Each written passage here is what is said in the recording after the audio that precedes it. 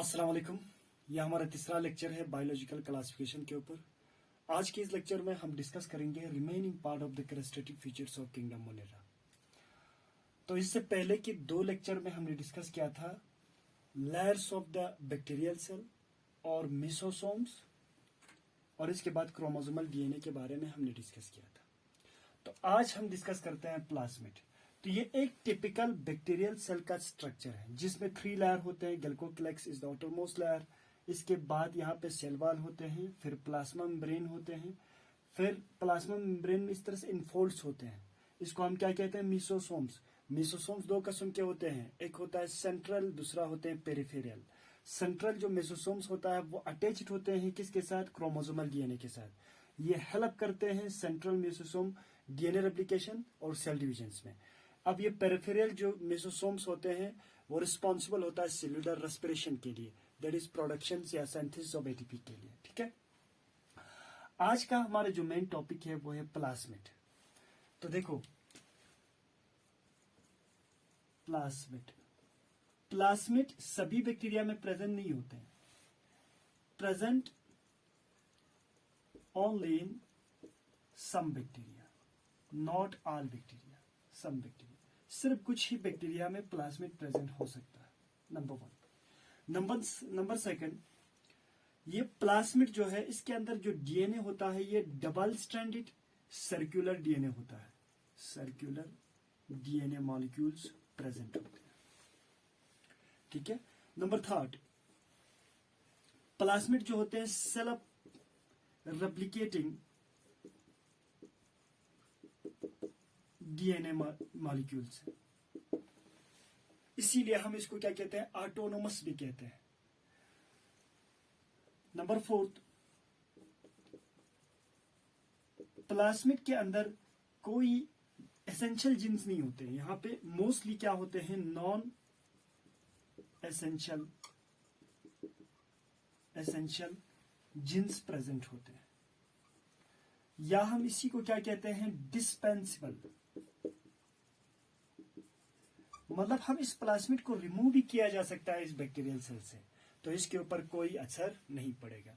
लेकिन कुछ प्लाज्मिड्स ऐसे हैं जिनके अंदर कुछ एसेंशियल जीन प्रेजेंस होते हैं। ठीक है, तो हम उसके बेस पे प्लाज्मिड को क्लासिफाई करते हैं 3 टाइप्स में। अब मैं इसको यहां से हटा देता हूं।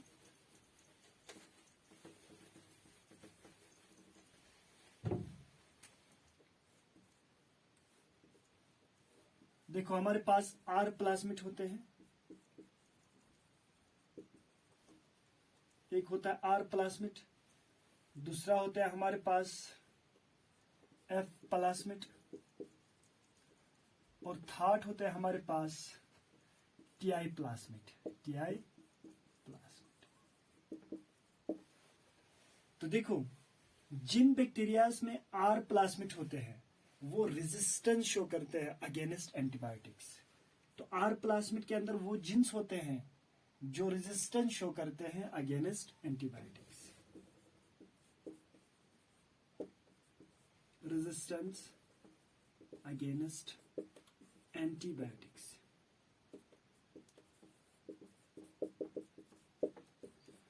देखो, F प्लाज्मिड हमारे पास 2 किस्म के हो सकता है। एक ये जो F प्लाज्मिड है, ये प्लाज्मिड या तो ये इस तरह से साइटोप्लाज्म में फ्री हो सकता है या इस क्रोमोसोमल डीएनए के साथ अटैच्ड हो सकता है।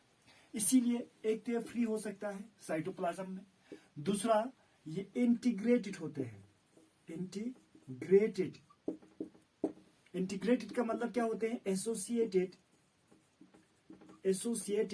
विथ न्यूक्लियोटाइड्स या क्रोमोसोमल डीएनए।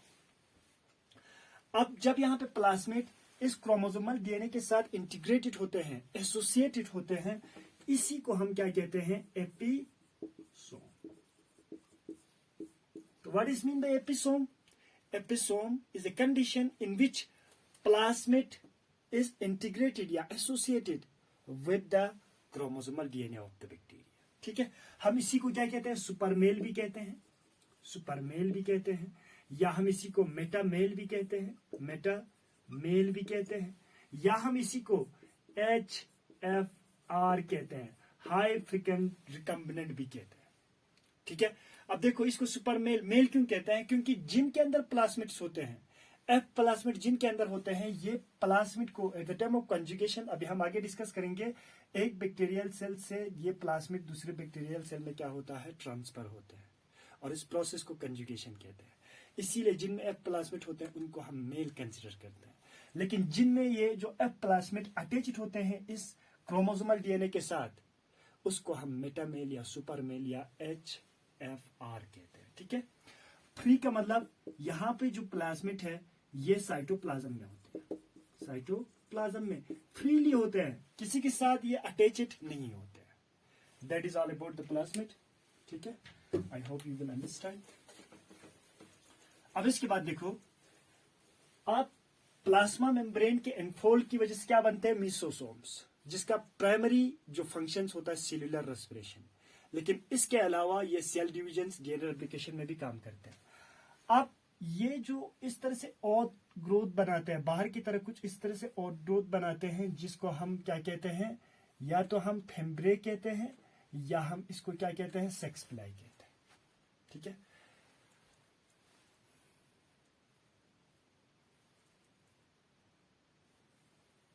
इस तरह से प्रेजेंट होते हैं।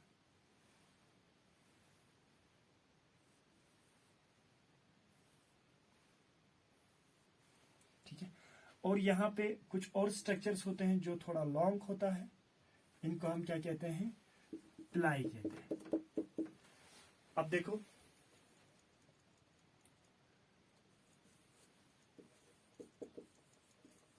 फैम्ब्रिए एंड प्लाई, ये दोनों क्या है, ओट ग्रोथ ऑफ प्लाज्मा मेम्ब्रेन की वजह से बनते हैं, और ये made up of a particular type of proteins. ये किस चीज का बना होता है, एक प्रोटीन का जिसका नाम है पिलिन प्रोटीन। किसका बना होता है, पिलिन प्रोटीन का बना होता है। अब इसका फंक्शंस क्या है, what is the functions of these two structure? It helps, ये क्या करते हैं, helps attachment of bacteria with substratum. Bacteria को सबस्ट्रेटम के साथ अटैच होने में ये क्या करते हैं, मदद करते हैं। ठीक है, यहां तक क्लियर है। फेम्ब्रे या पिलाई ये क्या होते हैं, कुछ और ग्रोथ है, बॉडी के बाहर कुछ ग्रोथ होते हैं, और ये किस का बना होता है, प्रोटीन्स का। किस तरह के प्रोटीन्स का, पिलिन प्रोटीन्स का। फंक्शंस क्या है, ये बैक्टीरिया को किसी सबस्ट्रेटम के साथ या किसी सरफेस के साथ अटैच होने में, फिक्स होने में मदद करता है। ठीक है, अब इन दोनों में कुछ डिफरेंस है, वो हम देखते हैं।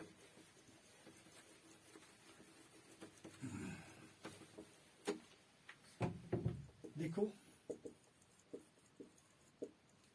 फैम्ब्रिए और दूसरा है हमारे पास प्लाई, इन दोनों का कुछ डिफरेंसेस है। ये क्या होते हैं, थिन होता है, पतला होते हैं बहुत ही, और ये क्या होते हैं, थिक होते हैं। ठीक है, दूसरा पॉइंट, ये क्या होते हैं, स्मॉलर होते हैं, छोटा होते हैं। ये क्या होते हैं, लॉन्गर होते हैं। ठीक, अब इसके बाद थर्ड पॉइंट, पार्शियल, ये 300 से 400, पार्शियल 300 से 400 पार्शियल पे फेम्ब्रे प्रेजेंट हो सकता है, लेकिन जो पिलाई होता है वो 1 to 5 पार्शियल होता है। तो ये नंबर में क्या होते हैं, पिलाई कम होता है, और नंबर में फेम्ब्रे क्या होते हैं, ज्यादा होते हैं। That is all about the structures of the bacteria. इंशाल्लाह next lecture we will discuss the mode of reproduction in Kingdom Monera. Thank you very much.